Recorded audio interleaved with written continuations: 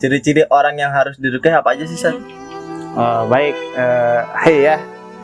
Bagaimana ciri-ciri tanda-tanda seseorang itu harus diruqyah?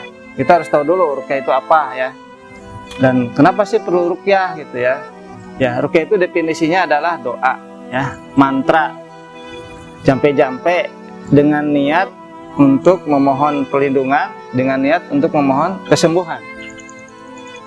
Tapi ruqyah yang kita jalani adalah harus ruqyah yang syar'iyah, yaitu ruqyah yang ditujukan kepada Allah, memohon perlindungan, memohon pembentengan itu kepada Allah dengan menggunakan doa-doa atau ayat-ayat Al-Quran, doa yang diajarkan oleh Rasulullah dan ayat-ayat Al-Quran.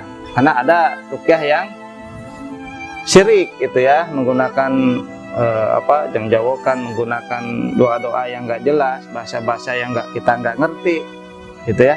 Nah, lalu apa sih ciri-cirinya ya? Para ulama meringkas ciri-cirinya itu ada 4, setidaknya ada 4 ya. Sebenarnya ada banyak ya, 55. Yang pertama adalah ketika seseorang itu mengalami halangan dalam kehidupannya. Apa sih halangan dalam kehidupan itu? Contohnya misalkan seseorang yang harusnya saatnya sudah layak untuk mampu menikah, bahkan sudah mau akad mau nikah tapi nggak jadi nikahnya, itu halangan dalam kehidupan. Contoh juga halangan dalam kehidupan itu seseorang yang bisnis. Banyak kasus misalkan seseorang buka restoran, buka warung nasi, tapi sajian makanannya, sajian lauk pauknya belum saatnya basi, sudah basi. Itu halangan dalam bisnisnya. Sudah melakukan marketing, sudah melakukan hal-hal yang sifatnya duniawi tapi omsetnya turun ya, nggak naik-naik gitu. Itu halangan dalam kehidupan. Terus yang kedua adalah sering mimpi-mimpi yang aneh-aneh. Contohnya apa sih mimpi yang aneh? Ya, mimpi di kuburan, mimpi ngelihat orang-orang yang sudah meninggal, mimpi binatang, buas, ular, kalajengking, itu sering mimpi. Sering itu artinya apa? Terus berulang. Kadang mimpinya itu berepisode-episode. Hari ini mimpi kayak gitu, nyambung lagi, besoknya ngimpi lagi gitu ya. Terus juga erup-erup tindihan. Sering kayak gak bisa gerak, teriak nggak mampu, tapi kadang ada yang nindihin gitu ya. Itu yang kedua. Terus yang ketiga itu dia mengalami sakit yang secara medis itu nggak terdeteksi ya.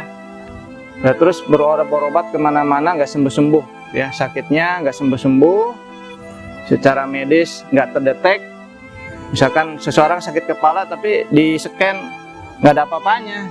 Seseorang sakit di perut tapi perutnya nggak ada apa-apanya.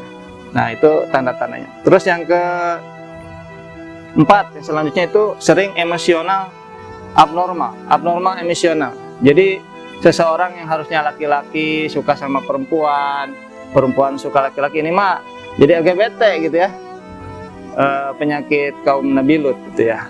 Nah, itu emosional, marah, meledak-ledak, sedih, sangat sedih, temperamen, itu emosionalnya abnormal. Jadi ada 4 ya. Ingat tadi apa? Yang pertama halangan dalam kehidupan. Yang kedua sering mimpi-mimpi yang aneh-aneh. Ketiga itu sakit-sakit, merasakan sakit secara medis nggak kedetek, nggak sembuh-sembuh.